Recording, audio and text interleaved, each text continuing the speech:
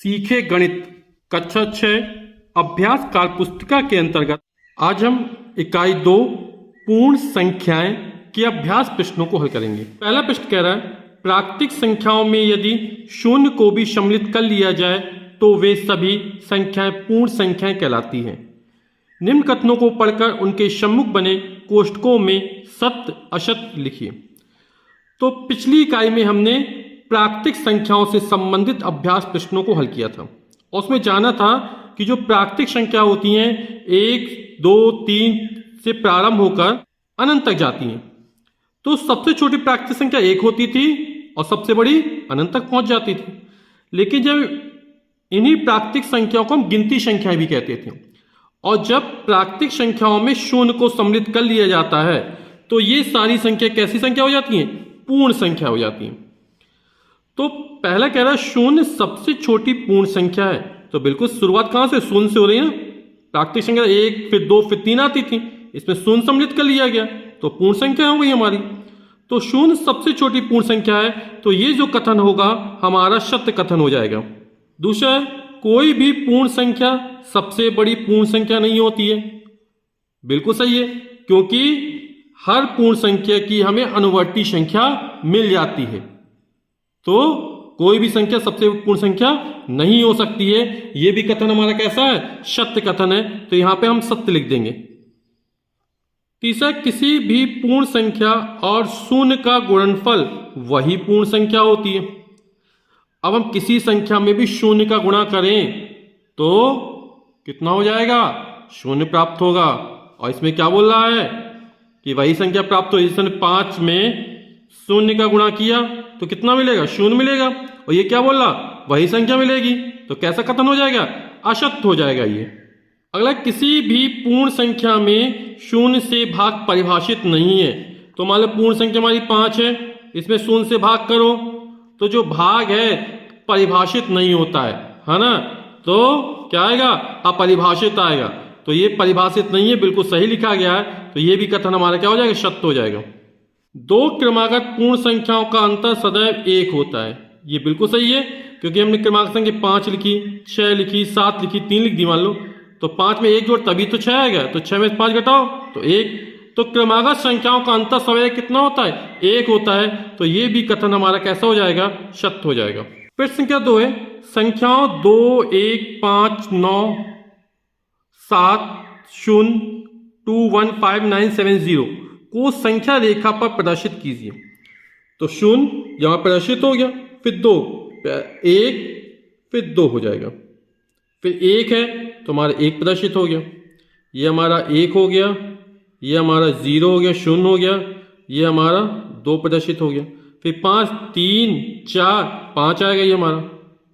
तो ये हमारा 5 प्रदर्शित हो गया, फिर 9, 6, 7, 8, 9 ये 9 आएगा, 7 ये हमारा 7 होगा, 0, 0 हो ही गया। तो ये संख्या रेखा पर इसका प्रदर्शन हो गया। प्रश्न संख्या 3 है संख्या रेखा पर निम्नलिखित योग को दर्शाइए। 3 + 7 = 10, 3 + 7 = 10।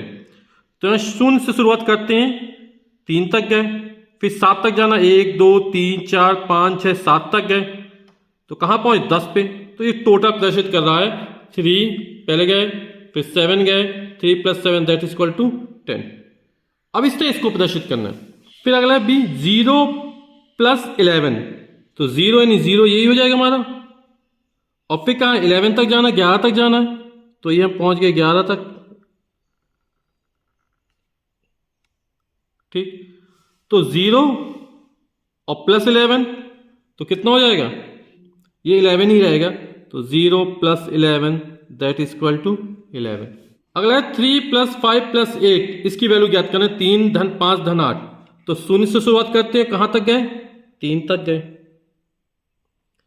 फिर 5 खाने जाना है, तो यहां से 1, 2, 3, 4, 5, तो कहां पहुंच गए? 8 पे पहुंच गए। यह हमारा +3 हो जाएगा, ये +5 हो गया, +8। अब आगे 8 तक जाना है, तो 1, 2, 3, 4, 5, 6, 7, 8, कहां तक पहुंच गए? 16 तक पहुंचे, 16 तक पहुंचे, ये +8 हो गया। तो टोटल कितना हो जाएगा? तो हमने 0 से शुरुआत की थी और कहां पहुंच गए? 16 तक। तो टोटल हो जाएगा हमारा 3 + 5 + 8 that is equal to 16। Question number 4 है, निम्नलिखित गुणनफल को संख्या रेखा पर प्रदर्शित कीजिए। तो यहां पर ये 3 × 5 है, तो 3 फिर 3 दूसरी बार फिर तीसरी बार, यानी एक बार हो गया, ये दूसरी बार हो गया, तीसरी बार हो गई, चौथी बार, ये पांचवी बार हो गया। तो 5 बार कर दिया इसमें। कहां तक? 15 तक पहुंच गए। इसी तरह 2 का गुणा करना है कितनी? 5 बार करना है। अब 2 × 5 हमको करना है, तो 0 से 2 तक जाएंगे, फिर कितनी 5 बार ऐसे बनाना है, फिर 2 खाने बने, फिर 2 खाने आगे बढ़े, फिर 2 खाने आगे बढ़े और फिर 2 खाने बढ़े। तो 1 2 3 4 5 बार हो गया टोटल, है ना, क्योंकि 2 की आवृत्ति कितनी 5 बार हो रही। तो यहां कहां पहुंच? 10 पे पहुंच गए। तो ये जो टोटल हो जाएगा वो हमारा कितना हो गया? 10 हो जाएगा। 2 × 5 = 10। तो यहां खाली स्थान पे आ जाएगा 10। फिर यहां पर 0 × 3, यानी 0 एक बार हो गया, फिर 2 बार हो गया, फिर 3 बार हो गया। तो 0 × 0 3, ये 0 हो जाएगी। फिर संख्या 5 है, 3 क्रमागत पूर्ण संख्याओं में पहली व तीसरी का योगफल 22 है। तो पहली व तीसरी का योगफल को 22 दे रहा है। तो पहली व तीसरी का योगफल कितना है? 22 दिया हमको। ठीक, हम तो तीनों संख्या ज्ञात कीजिए। तो 3 क्रमागत पूर्ण संख्याओं पहली व तीसरी का योगफल 22 है और तीनों संख्या ज्ञात करना है।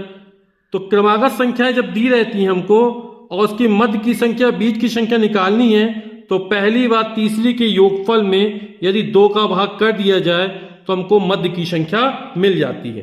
तो बीच या मध्य की संख्या बराबर पहली व तीसरी का योगफल बटे 2। तो पहली व तीसरी को 22 है, 22/2 यानी हो जाएगी 11।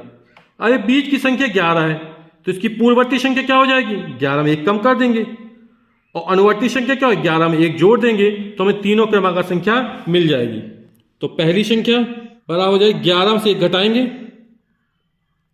तो 10। दूसरी संख्या ये मध्य की संख्या ही रहेगी, 11 की 11 रहेगी। और तीसरी संख्या क्या हो जाएगी? 11 में 1 जोड़ देंगे तो 12 हो जाएगी। तो 3 क्रमांक संख्या कौन सी? 10 हो गई, 11 हो गई, 12 हो गई। पहली 10 है, तीसरी 12 है, 12 में 10 जोड़ो 22 हो गई। तो पहली और तीसरे का योगफल कितना मिल गया? 22 मिल गया हमको। प्रश्न 6, दिए गए विकल्पों में उचित विकल्प छांटकर रिक्त स्थानों को भरिए। पहला है, 2 पूर्णांकों के योग पर संख्याओं के क्रम का कोई प्रभाव नहीं पड़ता। यह पूर्ण संख्याओं में योग का क्रम विनिमय प्रगुण है। और क्रम विनिमय प्रगुण में क्या होता है कि हमने 3 में 5 जोड़ा, कितना होगा? 8 होगा। हम 5 में 3 जोड़ें तो भी 8 होगा, यानी कि 3 + 5 दैट इज इक्वल टू 5 + 3। तो ये कौन सा प्रगुण कहलाता है? क्रम विनिमय प्रगुण कहलाता है। तो यहां पर लिख देंगे क्रम विनिमय। फिर अभी किसी पूर्ण संख्या में 0 यानी 0 जोड़ने पर योगफल वही संख्या होती है। यहां पर 0 जो है वो योग का तत्समक अवयव है। इसको हम योज तत्समक भी कहते हैं। चाहे योग का तत्समक अवयव बोल दें, चाहे योज तत्समक बोल दें। तो यहां पर आ जाएगा योग का तत्समक अवयव, क्योंकि मान लो हमने लिया 0, उसमें 5 जोड़ो, 0 + 5 दैट इज इक्वल टू 5। तो योगफल हमको वही संख्या मिल जाती है। फिर अगला है, 2 पूर्ण संख्याओं का गुणनफल सदैव पूर्ण संख्या होता है। यह पूर्ण संख्याओं में गुणन संक्रिया का, अब 2 पूर्ण संख्या हमारी है, जैसे 2 लिया, दूसरी पूर्ण संख्या 3 है, इसका गुणा करें तो 6 मिला। यह भी एक पूर्ण संख्या है। तो ये जो प्रगुण कहलाता है ये संवरक प्रगुण कहलाता है या क्लोजर प्रॉपर्टी कहलाती है। क्या बोलते हैं? क्लोजर प्रॉपर्टी या संवरक प्रगुण। 3 पूर्ण संख्याओं को जोड़ते समय किन्हीं 2 के समूह पहले बना लेने से योगफल में कोई अंतर नहीं पड़ता। पूर्ण संख्याओं में योग संक्रिया का ये जो गुण है वो साहचर्य प्रगुण है। और साहचर्य प्रगुण में क्या होता है? जैसे 3 प्लस 4 प्लस 5 किया, तो 4 में 5 जोड़ा पहले, 3 प्लस 9 ये हो जाएगा 12। अब 3 प्लस 4 कर लो पहले, इन दोनों को जोड़ेंगे फिर उसमें 5 जोड़ेंगे, 3 में 4 जोड़ा 7 हो गया, प्लस 5 12। तो यानी इसको लिख सकते हैं हम 3 plus 4 plus 5 that is equal to 3 plus 4 plus 5। तो ये हमारा क्या कहलाता है, योग का सहचर प्रगुण। प्रश्न के साथ है निम्नलिखित गणितीय संख्याओं को सामने दिए गए प्रगुणों से सुमेलित कीजिए। तो यहाँ पर 2 plus 3 that is equal to 3 plus 2। तो संख्या आगे पीछे की गई, योग पर कोई परिवर्तन नहीं हो रहा, यानी ये योग का क्रम विनिमय नियम है। और यहाँ पर ये दिया योग का क्रम विनिमय प्रगुण, तो ये हमारा हो जाएगा। फिर 2 गुणा 3 बराबर 3 गुणा 2, 2 into 3 that is equal 3 into 2, ये क्या हो जाएगा, गुणन का क्रम विनिमय प्रगुण हो जाएगा। फिर 3 गुणा 1 बराबर 3, यानी 1 का गुणा करने पर गुणनफल का पर कोई फर्क नहीं पड़ा, तो 1 को क्या बोलते हैं, गुणन का तत्समक अवयव बोलते हैं। तो यहां पर 3 गुणा 1 बराबर 3, तो गुणन का तत्समक अवयव हो जाएगा ये। शून्य में 6 जोड़ने पर 6 रहा, तो ये भी हम जान चुके, तो किस में आ जाएगा ये, योग का तत्समक अवयव में। फिर 4 प्लस 5 प्लस 6 बराबर 4 प्लस 5 प्लस 6, यानी 5 प्लस 6 के योग में 4 जोड़ा गया है, या 4 प्लस 5 के योग में 6 जोड़ दो, तो ये कौन सा कहलाता है, सहचर प्रगुण कहलाता है। और चूंकि योग का है तो योग का सहचर प्रगुण हो जाएगा ये। 8 गुणा 0 बराबर 0, किसी संख्या में 0 का गुणा 0 हो जाएगा, तो इस 0 से गुणन का प्रगुण हो जाएगा। अब 8 में 1 का भाग किया जा रहा, और किसी भी संख्या में 1 का भाग करो कोई फर्क नहीं पड़ता, वही संख्या प्राप्त हो जाती है, तो 1 से भाग का प्रगुण हो गया हमारा।